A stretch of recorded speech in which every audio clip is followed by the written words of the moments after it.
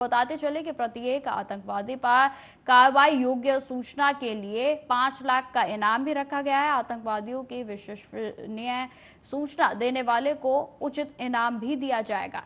तो ये तस्वीरें हम आपको दिखा रहे हैं जिसमें भारतीय सेना की ओर से 4 आतंकवादियों के स्केच जो है वो जारी किए गए हैं और जिसमें कि आपको बताते चले कि कठुआ में 4 आतंकवादियों के स्केचों को जारी किया गया है। वहीं योग्य सूचना देने वालों के लिए 5 लाख के इनाम की भी घोषणा की गई है। वहीं आपको यह भी बताते चले कि लगातार अभी भी इलाके में तलाशी अभियान जारी है और जिसको लेकर भारतीय सेना पूरे तरीके से अलर्ट मोड पर है।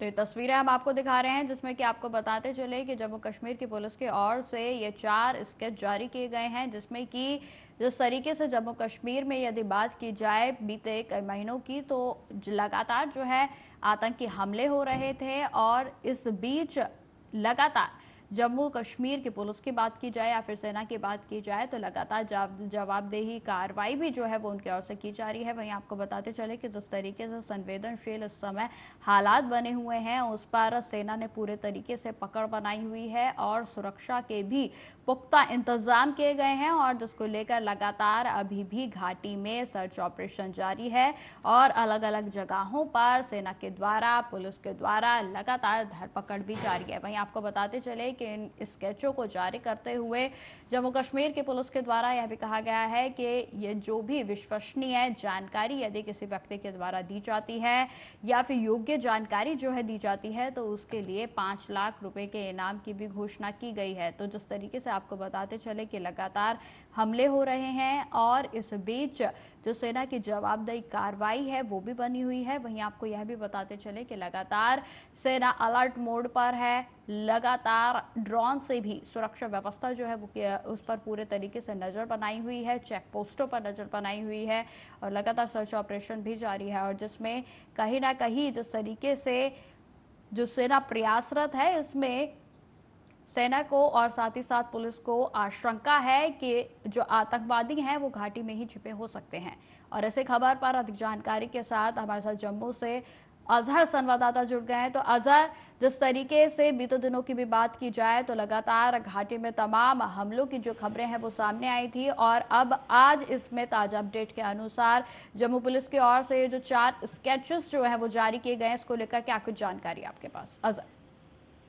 देखिए, पूरे घाटी की अगर हम बात करें, जम्मू कश्मीर की हम बात करें, पर्टिकुलरली जम्मू क्षेत्र की बात करें, लगातार जिस तरीके से हमले हो रहे हैं हमने देखा रिसेंटली, चाहे कठुआ की बात करें, राजौरी की बात करें और आतंकियों को जो उनको बाहर ढूंढ निकालने में जिस तरीके से सिक्योरिटी फोर्सेस वहां पे उनके कड़े इंतजाम किए गए हैं, चाहे सिक्योरिटी के हवाले से या सर्च ऑपरेशन जारी है या आपने भी खुद ही कहा कि ड्रोन्स के थ्रू पूरे इलाके की निगरानी की जा रही है। लेकिन आज का जो अपडेट है वो कठुआ से आ रहा है, वो जिसमें 4 जो आतंकवादी हैं उनका जो स्केच है वो रिलीज किया गया और उनके सर पे जो है 4 लाख रुपए का इनाम भी रखा गया जो इसकी खबर देगा। और साथ ही साथ आपको ये भी बता दूं कि जम्मू क्षेत्र कई एक महीनों से काफी बॉयल होता जा रहा है जिसकी वजह से वहां पे जो सिक्योरिटी फोर्स है काफी अलर्ट मोड में दिखाई दे रही है। अगर हम इस बार की बात करें, हालांकि यहाँ से एक साइड में अमरनाथ यात्रा चल रहा है, अपनी चरम सीमा पे है वो, हालांकि काफी सारे श्रद्धालु जो है बाबा बर्फानी के जो दर्शन करके वो वापस आए और वहां से फैज़याब होकर वापस आ गए।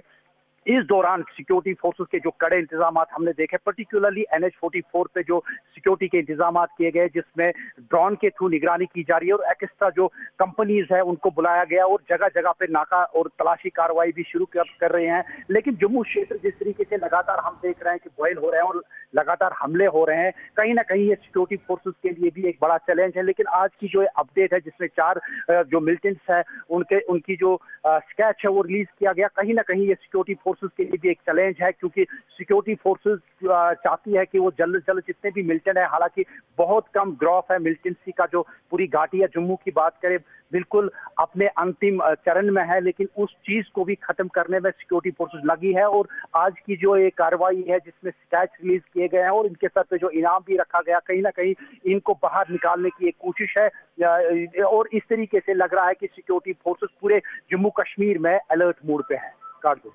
बिल्कुल अजहर, अगर बात की जाए सुरक्षा व्यवस्था की तो सुरक्षा व्यवस्था को लेकर क्या कुछ और अलर्ट जो है वो सेना की ओर से और साथ ही साथ जम्मू की पुलिस की ओर से किया गया इलाके में? अजहर, देखिए, अगर हम सिक्योरिटी के हवाले से बात करें,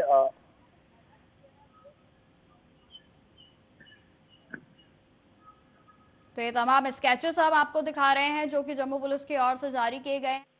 को बताते चले, इन स्केचेस को जारी करने के बाद जम्मू पुलिस की ओर से यह भी कहा गया है कि जो भी योग्य जानकारी देगा, यदि कोई भी व्यक्ति संदिग्ध पाया जाता है तो जो आपके लोग हैं वो भी इस बात की जानकारी जो है सेना या फिर पुलिस को दें, ताकि आतंकवादियों को जो पकड़ने का सर्च ऑपरेशन लगातार जारी है वो कहीं ना कहीं किसी न किसी अंजाम पर पहुंच सके। वहीं आपको बताते चले कि योग्य जानकारी देने वालों के लिए इनाम की भी घोषणा की गई है। तो लगातार अजहर हमारे साथ जो है वो जुड़े हुए हैं। तो अजहर, जिस तरीके से अगर बात की जाए सुरक्षा व्यवस्थाओं की, तो सुरक्षा व्यवस्था जो है वो किस तरीके से इस समय अपने अलर्ट मोड पर है? अजहर, देखिए, अगर सिक्योरिटी सिनेरियो और सुरक्षा की व्यवस्था की बात करें, जिस तरीके से हम देख रहे हैं कि चाहे राष्ट्रीय राइफल या सीआरपीएफ या जम्मू कश्मीर पुलिस, एसएसआरबी या बीएसएफ जो है, हर एक जो है सिक्योरिटी जो एजेंसियां हैं अपने अलर्ट मोड पे हैं और हर अपने जो उनकी ड्यूटी है वो निभा रहे हैं। हम देख रहे हैं बिल्कुल रात के समय में अगर हम NH-44 पे हैं तो वहां पे 24 घंटे जो है सीआरपीएफ जो है अलर्ट मोड में है। अगर हम पूरे साउथ कश्मीर की बात करें, साउथ कश्मीर में जितने भी तैनात जितने कंपनीज है, चाहे 18 बटालियन सीआरपीएफ है, चाहे 164 है, चाहे 24 बटालियन है या 46 बटालियन है, हर एक बटालियन जो है नेशनल हाईवे की निगरानी कर रहे हैं और अंदरूनी इलाके की पर्टिकुलरली निगरानी कर रहे हैं। साथ ही साथ जो इको सिस्टम को ठीक करने में जो सीआरपीएफ का रोल है या राष्ट्रीय राइफल्स का रोल है वो काफी सराहना है। अगर हम इस बार की बात करें, जिस तरीके से हालात बन रहे हैं कश्मीर में, एक तरफ से अमरनाथ यात्रा चल रही है जिसपे काफी सारे श्रद्धालु जो है वो आ रहे हैं। जिस तरीके से हम पिछले रिपोर्ट में भी बता चुके हैं कि इस बार जो अमरनाथ यात्रा की जो तादाद थी वो पिछले साल के मुकाबले में बहुत ज्यादा थी। पिछले साल का जो रिकॉर्ड है वो टूट गया। वो इसीलिए है, जिस तरीके से मैं पहले ही बता चुका हूं कि सिक्योरिटी फोर्सेस की अलर्टनेस की वजह से ही जो है ये सब कुछ मुमकिन हो सका है। इसके बाद में अगर हम सिक्योरिटी सिनेरियो की बात करें, ड्रोन के जरिए निगरानी की जा रही है और साथ ही साथ जो भी सिक्योरिटी फोर्सेस के पास जो लेटेस्ट टेक्नोलॉजी है, चाहे ड्रोन है या बाकी जितने भी सामान है, उनकी सहायता ली जा रही है और मिलिटेंसी को कर्ब करने में जो है सिक्योरिटी फोर्सेस का काफी बड़ा रोल है। हाँ, ये बात सही है कि अभी जो मिलिटेंसी है अपनी चरम सीमा अपने आखिरी लम्हात में है और इस चीज को कर्ब करने में सिक्योरिटी फोर्सेस काफी भूमिका निभा रही है। बिल्कुल अजहर, जिस तरीके से सेना के ओर से और पुलिस की ओर से जो ये स्केचेस जारी किए गए हैं, तो उसके बाद यदि बात की जाए संवेदनशील इलाकों की, तो जम्मू में ऐसे कौन से संवेदनशील इलाके हैं जहां पर सुरक्षा व्यवस्था को और भी बढ़ा दिया गया है?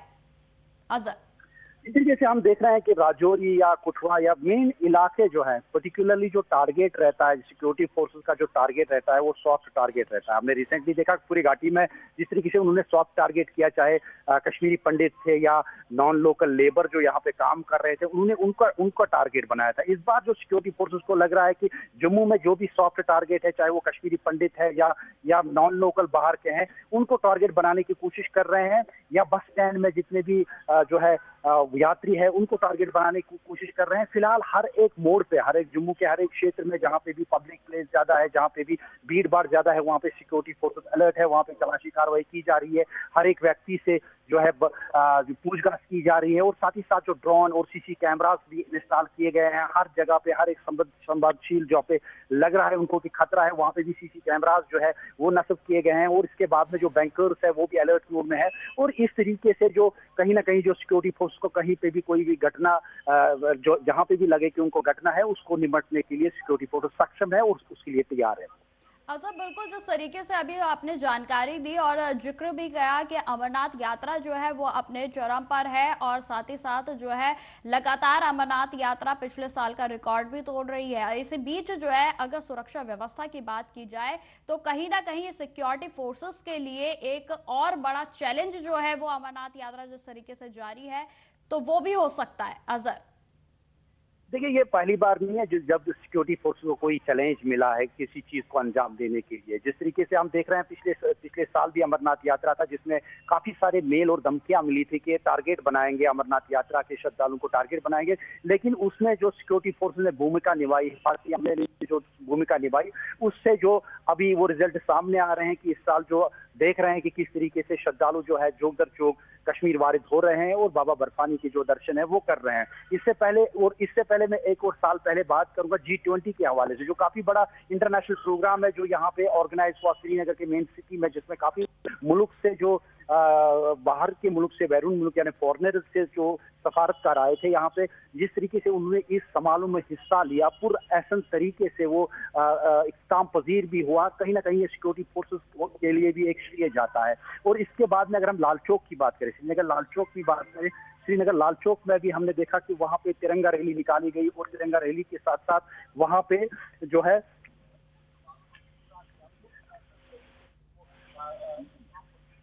बिल्कुल। तो जिस तरीके से हम आपको लगातार जारी इसमें जानकारी दे रहे हैं कि 4 आतंकवादियों के स्केच जो है वो जारी किए गए हैं और जो तस्वीरें जो है इस समय हम आपको दिखा रहे हैं इसमें ये 4 स्केचेस जारी हैं। तो लगातार हमारे साथ संवाददाता अजहर भी जुड़े हुए हैं। तो अजहर, आखिरी सवाल मैं आपसे लेना चाहूंगी कि जिस तरीके से ये 4 स्केचेस को जारी किया गया है, तो क्या सेना ने किसी संवेदनशील एरिया की भी बात की है? क्योंकि जिस आधार पर इन स्केचेस को निकाला गया है, तो ये जो आतंकवादी थे ये देखे गए थे या फिर इनकी ओर से जो है किसी तरीके की कोई घुसपैठ की गई है? तो क्या कुछ जो है आधार बनाकर जो है स्केचेस को निकाला गया? अजहर, देखिए, सिक्योरिटी फोर्सेस की इंटेलिजेंस विंग ने इनकी शिनाख्त करके, या यूं कहेंगे कि जिस तरीके से शिकायत जो है वो पब्लिक में शेयर किए हैं, क्योंकि इस पे कहना जो है कबल वक्त होगा, क्योंकि सिक्योरिटी फोर्सेस के लिए एक बड़ी पॉलिसी रहती है कि जो भी वो कार्रवाई करते हैं उसको वो हिडन रखते हैं जब तक कि वो ऑपरेशन जो है कंप्लीट हो जाए। फिलहाल इस ऑपरेशन या ये जो शिकायत रिलीज किए गए हैं, फिलहाल इतना ही है कि इसमें शिकायत जो है वो जारी किए गए हैं और इसके बाद में जो भी इसमें इम्प्लीमेंट होती है या जो भी इसमें प्रोग्रेस होता है, अकॉर्डिंगली वो सिक्योरिटी फोर्सेस फिर मीडिया के सामने लाती हैं। लेकिन फिलहाल इस पे कहना कबल वक्त होगा, क्योंकि सिक्योरिटी फोर्सेस के कुछ अहम मुद्दे होते हैं जिसको वो छुपा के चलाते हैं ताकि इस मिलिटेंसी को कम किया जा सके। लेकिन फिलहाल इतना यह है कि इसमें जो शिकायत रिलीज किए गए हैं और इसके बाद में क्या कार्रवाई होती है वो मीडिया के सामने आ जाए। ठीक है अजहर, तमाम जानकारी के लिए आपका बहुत बहुत धन्यवाद। तो जिस तरीके से लगातार हम आपको अपडेट दे रहे हैं, जिसमें कि जम्मू में जिस कठुआ में जो आतंकी हमले हुए थे उस पर अब जम्मू पुलिस की ओर से 4 स्केचेस को जारी किया गया है। फिलहाल खबरों में आगे बढ़ते हैं। बिहार के गोपालगंज में व्यवहार न्यायालय के एडीजे 10 मानवेंद्र मिश्रा ने कोर्ट ने शुक्रवार को 3 साल पूर्व हुए तेजाब कांड मामले में 3 अभियुक्तों को उम्र कैद की सजा सुनाई है, जिसमें कि आपको बताते चले कि 2 पुरुष और 1 महिला शामिल है। फिलहाल सजा सुनाए जाने के बाद अभी दोषियों को चुनावे मंडल कारागार भेजा गया है। और दरअसल आपको बताते चले कि इस संदर्भ में जानकारी देते हुए नगर थाना क्षेत्र के अमरबाग गांव के 9 जून 2021 को महज 13 कट्टा जमीन के लिए तेजाब कांड हुआ था और जिसमें पीड़ित श्री राम राय का आरोप है कि सुबह 7 बजे गांव के ही शंभू भगत, सुदामा भगत के परिवार के लोग उनके 13 कट्टा जमीन को जोतने लगे। जब मना करने के लिए श्री राम आए तो उनको घेर लिया गया और इस बीच जो है तेजाब कांड को अंजाम दिया गया। लेकिन जो कोर्ट से जो फैसला है उससे हम संतुष्ट हैं। संतुष्ट तो फांसी होता तो हम संतुष्ट होते, लेकिन फिर भी तभी संतुष्ट हैं। और आगे जो लड़का को इलाज का जो थी वही सरकार से मैंने अथी है विनती है कि वो इलाज का जो अथी है उसको कराया। जो मेरे पहले से इलाज जो हुआ है उसको जो है अथी देने का। घटना हुई थी और क्या मामला था? मामला तो कुछ नहीं था। मामला हम लोग कोई झगड़ा नहीं, हम लोग अपने ज़मीन पर गए थे। वो लोग तेजाब पहले से साजिश में थे और तेजाब लेकर के रखे थे। हम लोग पर फेंकना एकदम अथी कर दिए, जिसमें 4 आदमी पर तेजाब। विवाद होगा पहले का विवाद था? विवाद कुछ नहीं था, हम लोग अपने ज़मीन में थे पहले से। कोई ज़मीन में कोई कुछ विवाद नहीं था हम लोग। ये गोपालगंज थाना कांड संख्या 389-21 जो गोपालगंज का बहुचर्चित तेजाब कांड था, जो गोपालगंज थाना के अंदर आमवा मौजों गांव में घटित हुआ था। उसमें श्री राम राय जो सूचक हैं उनके ऊपर और उनके भाई जो क्या नाम राजकिशोर राय, इनके लड़का उज्जवल जो एकमात्र संतान है, और इनके छोटे भाई राजकिशोर राय और उनका लड़का आयुष कुमार के ऊपर तेजाब फेंका गया था। और तेजाब से एक सुनियोजित साजिश के तहत नहला दिया गया था। ये लोग अपने खेत में काम करने गए थे और वहाँ पर जब ये लोग गए तो बारी बारी से सभी अभियुक्तों ने, जो केस के अभियुक्त हैं, तेजाब से लगे नहलाने और काफ़ी गंभीर रूप से ये लोग जो जख्मी हो गए, इन लोगों को लोग उठा करके गोपालगंज सदर अस्पताल लाए और गोपालगंज सदर अस्पताल से Gorakhpur BID medical college refer कर दिया गया। बीआईडी मेडिकल कॉलेज से फिर ये लोग, उसमें से एक लड़का उज्जवल कुमार दिल्ली सफदरजंग अस्पताल में गया, उसके बाद से एम्स में गया, फिर उसकी इलाज तमिलनाडु में हुई और अभी तक इलाजरत है, अस्पताल में है। और उस केस का विचारण जो है माननीय जज श्री मनवेंद्र। अब खबर बिहार के नालंदा से है, जहां आकाशीय बिजली की चपेट में आने से एक युवक के किसान की दर्दनाक मौत हो गई है। आपको बताते चले कि मामला बेन थाना क्षेत्र अंतर्गत लालवन बिघा खंदा का है, जहां पर मृतक की पहचान लालवन बिघा के गांव निवासी राजकिशोर प्रसाद के पुत्र राजबल्लभ कुमार के रूप में की गई है। घटना के संबंध में मृतक के परिजनों ने जानकारी देते हुए बताया कि आकाशीय बिजली की चपेट में आने से राजबल्लभ कुमार की दर्दनाक मौत हो गई। मवेशी चरा रहे लोगों ने घटना की जानकारी घर वालों को दी। दरअसल राजबल्लभ कुमार बैन बाजार से खाद लेकर घर लौट रहे थे और इसी बीच तेज बारिश आ रही थी। पानी से बचने के लिए वह पीपल के पेड़ के नीचे जाकर छुप गए और जहां बारिश के बीच हुए आकाश बिजली की चपेट में वह आ गए और जिसके कारण वह गंभीर रूप से झुलस गए और मौके पर ही दर्दनाक मौत हो गई। बाजार से आ रहे हैं। अच्छा। इसी दरमियान है जो कि वर्षा में टकरा गए, जब ठनका इसी पर गिर गए, उसी में मृत्यु हो गया। हमला चक ठंडा में, मतलब कि घटनास्थल पर इनकी मौत हो गई। तो आप लोगों को जानकारी कैसे मिली? जानकारी है जो कि जो धूर चरा रहा था वो आके बताया, हम लोग गए। खंधा में चरा रखे ना, धूर चरा रहे थे दूसरा को, इनको तो मृत्यु खंधे में हुआ है। बाजार से आ रहे थे।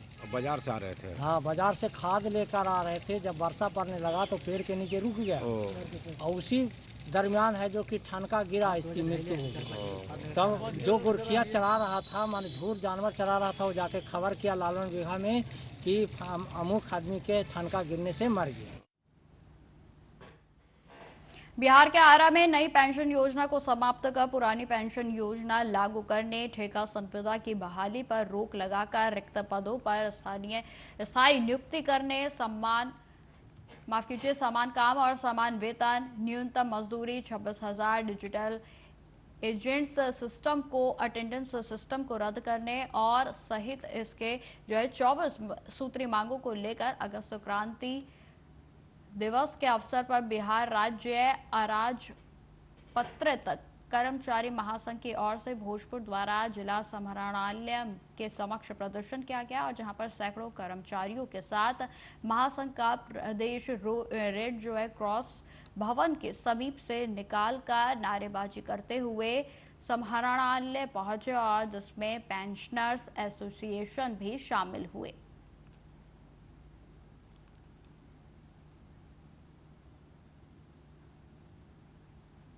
आज अगस्त क्रांति दिवस के अवसर पर हम लोगों ने पूरे बिहार में तय किया था कि सभी जिलाधिकारी के समक्ष प्रदर्शन करके माननीय मुख्यमंत्री को मांग पत्र का संलेख दिया जाए। आज हम भोजपुर में उसी कार्यक्रम के तहत आज हजारों की संख्या में आज इकट्ठा होकर के हम लोगों ने जिलाधिकारी कार्यालय के समक्ष प्रदर्शन किया है और अपने मांग पत्र का संलेख माननीय मुख्यमंत्री बिहार सरकार को सौंपने का काम किया है। मेरा नाम सुबेश सिंह, मैं बिहार राज्य अराजपत्रित कर्मचारी महासंघ का महामंत्री। महासंघ के राज्य कार्यकारिणी के बैठक में क्रांति दिवस के अवसर पर सुबह बिहार के सभी जिलाधिकारी के समक्ष प्रदर्शन का निर्णय लिया गया था। उसी के आलोक में आज भोजपुर जिला के महासंघ के तमाम विभागों के आज प्रदर्शन है और उसमें विशेष रूप से एनएचएम के कर्मी जो स्वास्थ्य विभाग में काम करने वाले हैं, विगत 22 जुलाई से वो हड़ताल पर है। वो लोग भी पुरजोर आज प्रदर्शन में भाग लिए हुए हैं। दिल्ली के पूर्व उप मुख्यमंत्री और आप नेता मनीष सिसोदिया ने कहा कि इन आंसुओं ने ही मुझे ताकत दी है। मुझे उम्मीद थी कि 7 से 8 महीने में न्याय मिल जाएगा, लेकिन कोई बात नहीं, 17 महीने लग गए, लेकिन जीत ईमानदारी और सच्चाई की ही हुई। भगवान के घर देर है लेकिन अंधेर नहीं। आगे उन्होंने क्या कुछ कहा, आप सुनिए। राजघाट पे आपसे बात करके गया था तो कह के गया था शायद 7-8 महीने लगेंगे। मुझे उम्मीद थी कि 7-8 महीने में न्याय मिल जाएगा, लेकिन कोई बात नहीं, 17 महीने लग गए। 17 महीने लग गए, लेकिन जीत सच्चाई की हुई है, जीत ईमानदारी की हुई है। इसीलिए कहते हैं कि भगवान के घर पे देर है लेकिन अंधेर नहीं है। भगवान के घर पे देर हो सकती है लेकिन अंधेर नहीं हो सकती है। इनकी तो बड़ी कोशिशें करी इन्होंने, संजय भाई के ऊपर, मेरे ऊपर, अरविंद जी के ऊपर, पार्टी के और नेताओं के ऊपर। देश के सख्त से सख्त कानूनों की सख्त से सख्त धाराएं लगा के इनको बंद कर दो झूठे सच्चे केस में, और ऐसी ऐसी धाराएं लगा दो जो दुनिया भर में आतंकवादियों के ऊपर लगाई जाती हैं। ऐसी ऐसी कानूनों की धाराएं लगा दो जो दुनिया में ड्रग माफिया के ऊपर लगाई जाती हैं। ऐसी ऐसी धाराएं लगा के इन्होंने सोचा इनको जेल में बंद कर दो, तो जैसे आतंकवादी को जेल में डाल देते हैं तो सड़ता रहता है, जैसे ड्रग माफिया को जेल में डालते हैं तो दुनिया में सड़ता रहता है। इन्हें लगा अरविंद केजरीवाल, मनीष सिसोदिया और संजय सिंह को भी जेल में डालेंगे तो सड़ जाएंगे, लेकिन आपके आंसुओं की कीमत। बिहार के मोतिहारी के सुगोली प्रखंड परिसर स्थित आरटीपीएस कार्यालय कई वर्षों से जर्जर भवन होने को लेकर अपनी बेबसी की चीख पुकार रो रहा है, और साथ ही वहीं तकनीकी गड़बड़ी के कारण पिछले 2 दिनों से आम जनता का सभी तरह का कामकाज पूरे तरीके से ठप है। आपको बताते चले कि आरटीपीएस कार्यालय के कार्यपालक सहायक चंद्रदेव शर्मा ने जानकारी देते हुए बताया कि गुरुवार को अचानक हाई वोल्टेज जो है आ गया था, जिसकी वजह से इन्वर्टर सहित बिजली के तारों में धुआं निकलने लगा, और जिसके बाद विद्युत आपूर्ति बंद हो गई है, जिसके बाद स्थानीय कारीगर से जांच कराई गई और तब जाकर मालूम हुआ कि सिस्टम में ही गड़बड़ी आ गई है और सारा काम पूरे तरीके से ठप हो गया।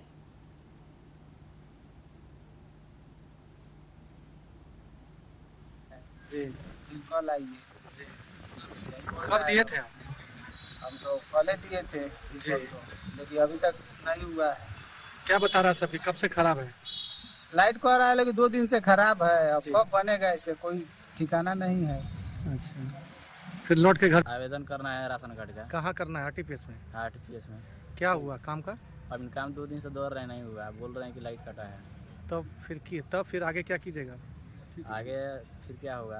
कल आएंगे। कल 11 बजे से लाइन समूचा ठप हो गया है। 440 लाइन आया है जी, जो सब तार जड़ गया है, जिसके चलते काम बाधित जी। कौन कौन सा यहाँ काम होता है? जाति, आवासीय, आय, creamy layer, EWS, ration card जी, फॉर्मेट पर भी बनता है। लाइट की ऑटोमेटिक जो है ना वोल्टेज बढ़ गया, वहाँ से 440 हो गया जी, तो शॉर्ट लगा ट्रांसफार्मर से जी, तो वहाँ से ऐसे हुआ कि सब जल गया ऐसी होने के चलते। ये कब से बंद है? कल 11 बजे से 11:30 से। कौन कौन सी काम यहाँ होती है? जातीय, आवासीय, जी, पेंशन, राशन। अच्छा, सारे ऑनलाइन का जो काम सब यहीं से होता है। तो अभी लाइट देखा जा रहा है कि बाधित है, काम भी रुका हुआ है, तो फिर आगे किस तरह क्या होगा? बनेगा, हम लोग सूचना दिए हैं, बनेगा जी।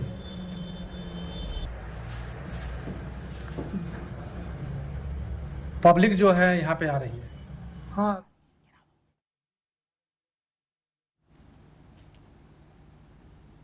तो फिलहाल इस बुलेटिन में इतना ही। देश दुनिया की तमाम खबरों की जानकारी के लिए बने रहे हमारे साथ। नमस्कार।